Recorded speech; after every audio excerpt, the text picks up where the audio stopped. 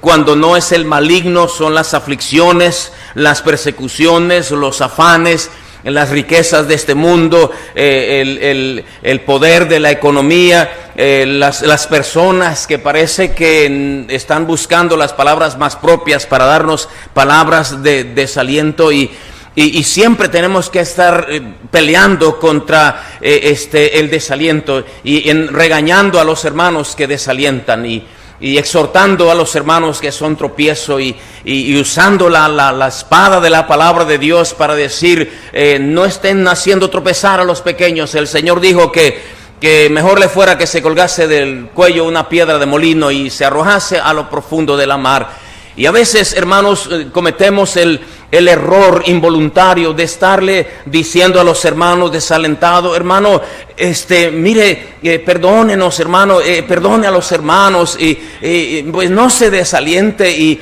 el Señor lo ama así como usted es, y no se preocupe, y venga aquí adelante, le vamos a ayudar, y pareciera que tratamos al desalentado como una persona digna de toda la compasión, y el desalentado se va sintiendo como un héroe, como pobrecito, y ay, pues estoy desalentado, y oren por mí porque estoy desanimado, y ustedes saben, y se suben a esa hamaca del desaliento, y estoy bien triste, y usted sabe, mi esposa, usted sabe, mi marido, y usted sabe cómo son los hermanos, un montón de hipócritas, y sí, hermano, pobrecito, y verdad, y le sobamos la espalda, no se entristezca, hermano, Dios todo lo puede, voy a estar orando por usted, mire, si quiere le presto dinero, mire, si quiere le damos una despensa, y vamos a pasar por usted, y todo esto, mis amados hermanos.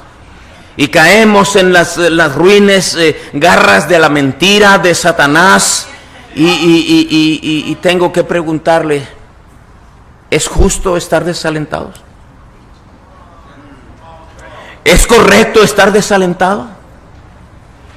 ¿Es justificable el desaliento?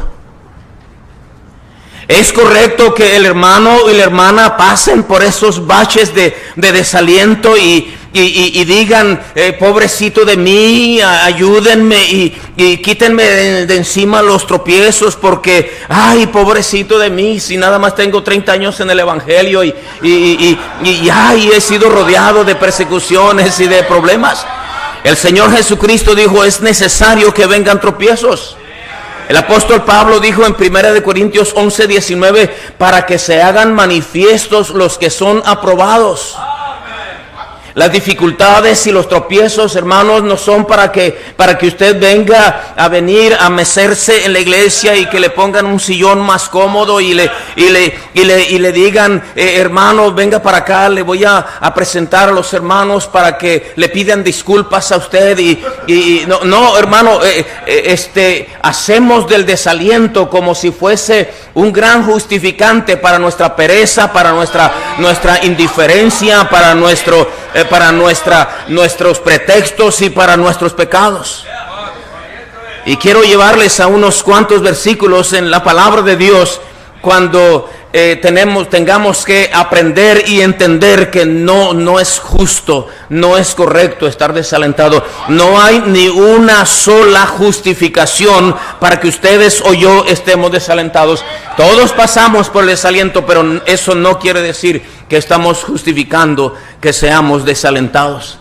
El libro de Job, allí en el capítulo 4, cuando la expresión le es dada al sufrido Job, mire lo que dice en el capítulo 4, versículo 5. Mas ahora que el mal ha venido de Job, no tenían sustento en cuanto a la persona a la que le estaban diciendo esas cosas, pero muchas verdades fueron dichas allí. Le están diciendo a Job, ahora que, mira, tú consolabas a muchos, tú animabas a muchos, tú ayudabas a mucha gente, tú esforzabas las rodillas que decaían, y ahora que el mal te ha visitado, ¿te desalientas? Primera cosa que tenemos que ver es que la Biblia nos exhorta a no desalentar, no nos acaricia el desaliento, es una exhortación, es un regaño de Dios. Es una llamada de Dios. Tú no tienes razón de estar desalentado. Ahora que te visita el mal, ahora que no tienes trabajo, ahora que un hermano te fue tropezadero, ¿te desalientas? Ahora que las cosas no salen como tú querías, ahora que las cosas no parecen como tú esperabas y que no te hicieron caso en las cosas que tú proponías, ahora que las cosas van así, ¿te desalientas? Dice la palabra de Dios. En el libro de Deuteronomio capítulo 20 y versículo 3, dice la palabra del Señor así. Deuteronomio capítulo 20 versículo 3 dice así: y les dirá, oye Israel, vosotros os juntáis hoy en batalla contra vuestros enemigos. No desmaye vuestro corazón, no temáis ni os azoréis, ni tampoco os desalentéis delante de ellos, porque Jehová vuestro Dios va con vosotros para pelear por vosotros contra vuestros enemigos, para salvaros. Es una exhortación que el Señor está dando a los israelitas, porque iban a entrar a la conquista, iban a tener guerras. Ya el Señor les había hablado de quiénes eran ellos: los amorreos, los filisteos, los jebuseos. Toda esa gente perversa, difícil, terca, muy dominantes, iban a ser enemigos difíciles de vencer. El Señor les da una tremenda exhortación y les dice: cuando eso pase, no desmaye vuestro corazón, ni temáis, ni os azoréis. Qué mal la está pasando. Ay, pobrecito hermano, ay, pobrecita hermana, hay que ir a darle la mano para que, dice el Señor, no, tú no tienes, porque no hay derecho para estar desalentados. Es un deber no desalentarse. Les quiero recordar en el libro de Números, ¿se acuerdan cuando, vayan a Números capítulo 32, cuando el pueblo de Israel estaba para entrar a la tierra prometida y Moisés manda a los 12 espías para que vayan y reconozcan la tierra, y 10 de ellos vienen con reportes negativos, con palabras de exageración, que parecíamos langostas al lado de ellos, que es una tierra que traga a los moradores, y que los gigantes allá son de quién sabe cuántos pisos de altura, y un montón de mentiras y de cosas desalentadoras. Y dice la palabra de Dios que desalentaron al pueblo de tal manera que se pusieron a llorar toda la noche. 10 personas desalentaron a miles y miles y miles, y el pobre Josué y Caleb allí predicando como locos y desesperados: no se desalienten, no sean rebeldes contra el Señor está con nosotros los comeremos como pan, y no, que no sé cuánto, y vamos a nombrar un capitán, y este Moisés que se queda ahí, vamos a regresarnos a Egipto. Un tremendo desaliento que llegó, y los desalentadores, es asombroso que 10 desalentaron a 2 millones. En un ratito metieron un desaliento tremendo, y viene el Señor, ¿verdad?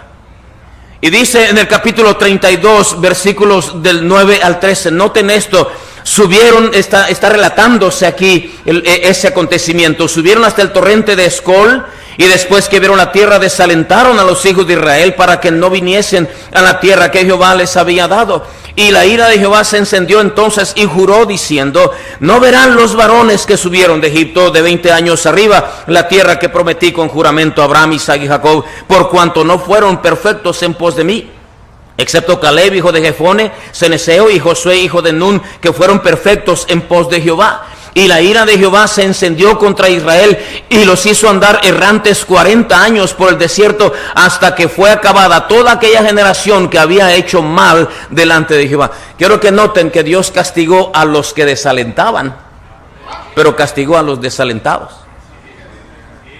Todos. La ira de Dios descendió no solamente contra los 10. El castigo de Dios vino contra aquellos que sufrieron el desaliento. El Señor no vino para decirles: ay, pobrecito pueblo mío, están tan desalentados, miren, les voy a poner una lancha para que crucen el Jordán, y les voy a poner unos ejércitos angelicales para que los ayuden y ustedes no tengan que batallar, y les voy a poner, les voy a cegar a todas esas pantanos que dicen que vieron. Ay, pues no, el Señor dice: la ira de Jehová se encendió contra aquellos 10 y contra toda la multitud. En otras palabras, hermano, el desaliento no es justo. No es correcto, no hay razón por la cual debemos estar desalentados. Se puede entender, pero no se puede justificar. Se puede explicar el desaliento, pero no se puede justificar. Usted puede venir aquí desalentado y esperando, ay, que Dios me hable y me aliente. Y qué bueno que así sea. Qué bueno que usted tiene una buena actitud para salir del desaliento. Pero desde ahora le digo que usted no tiene razón para estar desalentado. No hay una sola razón para estar desalentado. Y tenemos que recordar todo lo que Dios es. Pero permítame avanzar diciendo que los desalentados están por todos lados. Se oyen los gemidos de los desalentados, los lloros de los desalentados, en reuniones de pastores, en reuniones de familias, en congregaciones grandes y pequeñas. Es un llorar todo el tiempo. Ay, qué mal me va. Ay, no tengo trabajo. Ay, Dios mío, ¿qué voy a hacer? Ay, Señor, me van a echar de aquí. Ay, Padre Santo. Ay, no se preocupe, hermano, ya está uno echándole. No se preocupe, vengan a orar. Y ánimo, hermano, como si fuese una gracia estar desalentado. El desaliento no es justo, se puede explicar, pero no se puede justificar. Mira lo que dice la palabra de Dios, el Salmo 119, 125. Salmo 119, dice la palabra de Dios. Salmo 119, 165. Mucha paz tienen los que aman tu ley, y no hay para ellos tropiezo. Salmo 119, 165. Los desalentados, hermanos, son gente que no ama la palabra de Dios. El desaliento entró a nuestras vidas porque no creemos las promesas de Dios, porque no visitamos las promesas de Dios, porque no abrazamos las promesas de Dios, porque se nos olvidan las promesas de Dios. Este salmo dice, si tú amaras la palabra de Dios, no habría tropiezo que te hiciese caer. No, el desaliento no te visitaría. Mucha paz tienen los que aman tu ley, y no hay para ellos tropiezo. Por eso le digo, hermano, mucho de lo que somos es apariencia. Mucho de lo que somos es solamente una euforia externa, cuando en la vida interna no llevamos una vida cristiana real. No pasamos tiempo en la palabra de Dios, no pasamos tiempo en comunión con el Señor, no procuramos la llenura del Espíritu Santo en nuestras vidas. Estamos llenos de envidias, de rencores, de resentimientos, de contiendas con esto y con aquello, de quejas, de lastimeros lloridos, como si Dios no existiese. Y el desaliento es algo con el que tenemos que estar lidiando todo el tiempo, ora unos, ora otros. El Señor dice, mucha paz tienen tu ley, tienen aquellos que aman tu palabra, y no hay para ellos tropiezo. En Isaías capítulo 57, Isaías capítulo 57 y versículos del 4 al 11. Isaías capítulo 57, versículos del 4 al 11. Isaías 57, 4 al 11. ¿De quién os habéis burlado? ¿Contra quién ensanchasteis la boca y alargasteis la lengua? ¿No sois vosotros, hijos rebeldes, generación mentirosa, que os enfervorizáis con los ídolos debajo de todo árbol frondoso, que sacrificáis los hijos en los valles debajo de los peñascos? En las piedras lisas del valle está tu parte. Ellas son tu suerte, y a ellas derramaste libación y ofreciste presente. ¿No habré de castigar estas cosas? Sobre el monte alto y empinado pusiste tu cama, allí también subiste a hacer sacrificio.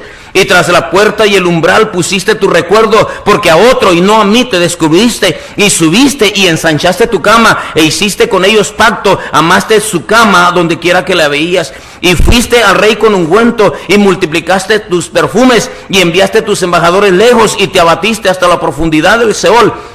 En la multitud de tus caminos te cansaste, pero no dijiste, no hay remedio. Hallaste nuevo vigor en tu mano, por tanto no te desalentaste. ¿Y de quién te asustaste y temiste que has faltado a la fe, y no te has acordado de mí ni te vino al pensamiento? ¿No he guardado silencio desde tiempos antiguos y nunca me has temido? Qué duras palabras. El Señor está diciendo, mira, haces lo que te da la gana, te vas al pecado, te das cuenta del error, te das cuenta de lo falso que son los ídolos, y para el mal nunca te desalientas. Para darle tus fuerzas a este mundo nunca te desalientas. Para pelear para eso nunca te desalientas. ¿En qué está el problema? ¿Qué tienes conmigo? Dice el Señor. ¿De quién te apartaste y temiste que ha faltado a la fe? Y no te has acordado de mí ni te vino al pensamiento. Con cuánta indignación está reclamando el Señor. Estás desalentado de mí, pero del mal no te desalientas. Das tu dinero a esto, vas tu dinero a aquello, compras esto, compras aquello, te exprimen los intereses de la tarjeta de crédito, te exprimen en la agencia de autos, te exprimen en las tiendas y no te desalientas, sigues adelante. Estás dispuesto a darle todas tus fuerzas al mundo, todas tus fuerzas al pecado, todas tus fuerzas al desorden, y de eso no nos desalentamos. ¡Qué curioso! Queremos que la gente nos comprenda, nos entienda. ¡Ay, qué desalentado estoy! Pero me temo, hermanos, que tenemos que entender que Dios no está contento con los desalentados. Se puede explicar el desaliento, pero no se puede justificar. No hay derecho alguno para uno desalentarse. Les traigo a la memoria aquel salmista Asaf, en el Salmo 73. Asaf era uno de los cantores, de los músicos en los tiempos de David, de Salomón. Él dijo: ciertamente bueno es para Dios para con Israel, para con los limpios de corazón. En cuanto a mí, casi se deslizaron mis pies, por poco resbalaron mis pasos, porque tuve envidia de los arrogantes, viendo la prosperidad de los impíos. Dando su testimonio que estaba más desalentado que todos nosotros. No tienen congoja de estar viendo a los impíos. Dice, ellos no tienen congoja por su muerte, pues su vigor está entero. No pasan trabajos como los otros mortales, ni son azotados como los demás hombres. Por tanto, la soberbia les corona, se cubren de vestido de violencia, los ojos se les saltan de gordura, logran con creces los antojos del corazón, se mofan y hablan con maldad de hacer violencia, hablan con altanería, ponen su boca contra el cielo y su lengua pasea la tierra. Por eso Dios hará volver a su pueblo aquí, y aguas en abundancia serán extraídas para ellos. Y dicen, ¿cómo sabe Dios? Y hay da su testimonio, dice, yo estaba al punto de tirarlo todo, pero era como una bestia. No está diciendo toda la gente que estaba alrededor de mí, todos los que me decepcionaron eran unos injustos. Dice, el problema era yo.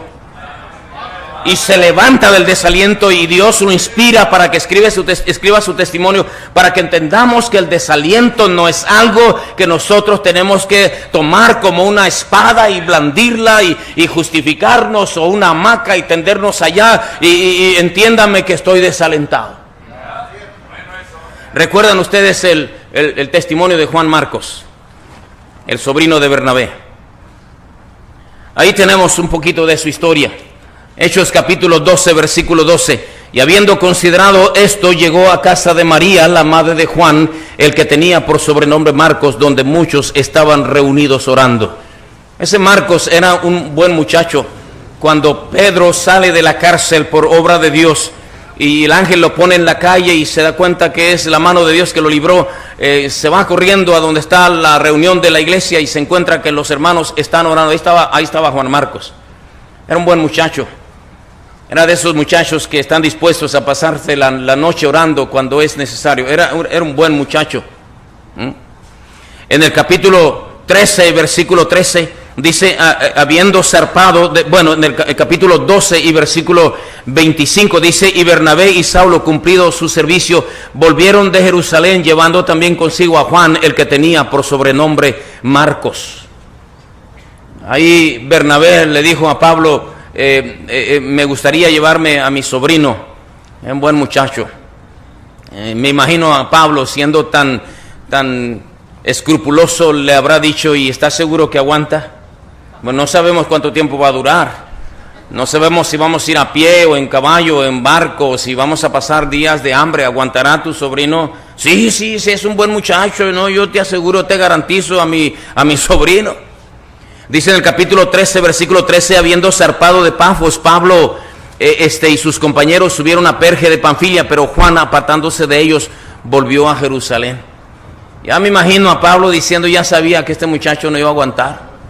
No me daba la finta de ser un buen estudiante del instituto. Este muchacho no va a graduar, no la va a hacer. Y se desalienta, extrañó a mamá, extrañó la casa, extrañó la comida, pensó que no iba a ser tan difícil. Quizá él pensó, pues va a haber momentos de diversión, de relajamiento, voy a conocer, pero no salieron las cosas como él quería. Pablo y Bernabé siguieron el viaje misionero, ganaron muchas almas, establecieron iglesias, regresan a Antioquía y dan el reporte y están un tiempo allí con ellos, y luego dice Pablo, vamos a visitar a los hermanos, vamos a los hermanos a ver cómo están. Y dice Bernabé, sale, me voy a llevar a Juan Marcos. Y dice Pablo, no, yo no me junto con gente así. En el capítulo 15, versículo 37, dice la palabra de Dios, y Bernabé quería que llevasen consigo a Juan, el que tenía por sobrenombre Marcos. Pero a Pablo no le parecía bien llevar consigo al que se había apartado de ellos desde Panfilia y no había ido con ellos a la obra. Y hubo tal desacuerdo entre ellos que se separaron el uno del otro. Bernabé tomando a Marcos, navegó a Chipre, y Pablo, escogiendo a Silas, salió encomendado por los hermanos a la gracia del Señor. Fue tanto el daño del desaliento de Marcos que causó una división en la obra misionera. Pablo dijo, no, yo no me llevo a ese muchacho. No, era Pablo, hermanos, era el apóstol, el hombre que recibía revelación de Dios de lo que debía hacer, el hombre que se suponía que tendría compasión, que tendría la mano extendida sobre el desalentado, el hombre que uno supone que estaría para perdonarle todas las deudas y todas las trácalas que había ocasionado, pero dijo no. Lo asombroso, hermanos, lo asombroso es que Juan Marcos no se desalentó. Lo asombroso es que si recibió el desdén de Pablo, el gigante, el Señor trató con Juan Marcos. Dios no trató con Pablo a causa del desaliento de Marcos, Dios trató con Juan Marcos primeramente. Y si seguimos la historia, hermanos, recordaremos cuando el apóstol Pablo le dice, allá, déjeme ver, en Colosenses capítulo 4, versículo 10. Colosenses capítulo 4, versículo 10, dice la escritura allí, Aristarco, mi compañero de prisiones, os saluda, y Marcos, el sobrino de Bernabé, acerca del cual habéis recibido mandamientos, si fuere a vosotros, recibidle. Es aquí cuando Juan Marcos se ve crecido como un gigante otra vez. Pablo le dice, Marcos, el sobrino de Bernabé, como diciendo el mismo chamaco, él es mi compañero, mi colaborador, mi compañero de prisiones. Les manda a saludar. Juan Marcos, hermanos, no se quedó tirado en el desaliento. En la carta de Pablo a Filemón, en el único capítulo que contiene, dice en el versículo 24, dice, Marcos, Aristarco, Demas y Lucas, mis colaboradores. En segunda a Timoteo capítulo 4 versículo 11 dice, solo Lucas está conmigo, toma a Marcos y tráele contigo porque me es útil para el ministerio. La vida de este Marcos, hermanos, nos enseña, nos ilustra lo que Pablo me desechó. Bernabé, mi tíito tan bueno que es y tan tierno, el hijo de consolación. Habían de acordarse que a él le pusieron, se llamaba José y le pusieron Bernabé porque él es de verdad. Y Pablo me desechó. Ha de ser de esos orgullosos que no lo quieran. No, Juan Marcos no se quedó tirado en el desaliento. El desaliento, hermanos, no es justificable. No tiene razón usted para estar llorando y bebiéndose las lágrimas de amargura, de reproche, de reclamo, que todos son iguales, que todos son hipócritas, que esto, que el otro. No hay una sola razón en la palabra de Dios que justifique el desaliento. Tenemos que levantar y ser productivos para Dios, llevar frutos para la gloria del Señor. Pase lo que pase, venga lo que venga, caiga quien caiga. Tenemos que salir adelante porque no podemos mecernos en el desaliento. Todos somos visitados por el desaliento. ¿Qué pastor pudiera decir? Yo nunca me desaliento. Desaliento es un arma muy poderosa de Satanás. Pero estoy aquí para recordarles que no hay razón para estar desalentados. ¿Por qué nos desalentamos del bien y nunca del mal? ¿A poco el mundo nos trató muy bien? ¿Nos fue bien en la vida de pecado? ¿Por qué no nos desalentamos de eso? Yo les pregunto a ustedes, amigos que nos visitan, ¿no estás harto del pecado? ¿No estás harto de esa vida que llevas? ¿No es cierto que el pecado hace sufrir, que el pecado hace llorar? ¿Por qué del mal no nos desalentamos? ¿Qué puede justificar nuestro desaliento? Escuchen lo que dice la Biblia en Salmo 42 y versículo 5. Dice la Escritura: ¿por qué te abates, oh alma mía, y te turbas dentro de mí? Espera en Dios, porque aún he de alabarle, salvación mía y Dios mío. ¿Por qué no tienes razón? No tienes ni la más mínima justificación. ¿Por qué te abates, oh alma mía, y te turbas dentro de mí? Espera en Dios, porque aún he de alabarle. Hermanos, Dios es bueno. Dios es bueno. Nunca nos trata mal. Todo el tiempo nos tiene paciencia. Nos espera. ¿Qué puedo decir contra Dios? Si todo lo bueno que tengo ha venido de Él. Dios es bueno. ¿Por qué te desalientas? Dios es fiel, dice el apóstol Pablo. Nosotros somos infieles, pero Él permanece fiel. ¿Qué puede justificar nuestro desaliento si Dios es bueno, si Dios es fiel, si Dios es misericordioso? ¿Qué puede justificar tu desaliento? Escuchen Miqueas capítulo 6 versículo 3. Pueblo mío, ¿qué te he hecho yo o en qué te he molestado? Responde contra mí. ¿Qué te he hecho yo? Miqueas 6:3. El Señor le habla a un pueblo que pues se fue con los ídolos, se fue en pos de las costumbres de las naciones paganas, cuando el Señor le dijo que no lo hicieran. Están sufriendo las consecuencias de su pecado y están tirados en el suelo, y el Señor va con ellos y les dice: ¿yo qué te hice? ¿Por qué te quejas contra mí? ¿Qué te he hecho yo o en qué te he molestado? Tú que dices que no vale la pena servir al Señor. Tú que dices que los hermanos son un montón de hipócritas. Tú que dices que el Señor nunca te ha contestado tus oraciones. Un hermano vino a mí y me dice: pastor, estoy bien enojado con Dios. Y me lo dijo a mí como si yo fuera Dios. Bien enojado. Y le dije: ¿por qué? Es que Dios nunca me ha dado nada. Dios no me ha dado nada. Le dije: hermano, ¿tienes ojos? ¿Puedes ver? Sí. ¿Puedes oír? Sí. ¿Puedes hablar? Sí. ¿Tienes manos? Sí. ¿Tienes pies? Sí. ¿Tienes esposa? Sí. ¿Tienes hijos? Sí. ¿Tienes trabajo? Sí. ¿Tienes carro? Sí. ¿Tienes casa? Tengo 2. ¿Y dice que Dios no le ha dado nada? ¿Pero qué quería el hermano? Ay, pobrecito hermano, le voy a recoger una ofrenda de amor el domingo. Le voy a decir, le voy a conseguir un carro de allá del otro lado para que tenga. Y entonces feliz estaría. Somos un montón de malagradecidos. El Señor dice: pueblo mío, ¿qué te he hecho yo? ¿Qué te he hecho o en qué te he molestado? Responde contra mí. Le dijo Elifaz a Job: ahora que el mal te visita, ¿te desalientas? Tú consolabas a otros, tú les hablabas a otros de tu Dios, y ahora que llega el problema a tu vida, te desalientas, como diciendo: ¿es justificable? ¿Es justo que te desalientes? Debo terminar diciéndoles que nadie nos dijo que pusiéramos los ojos en los hombres.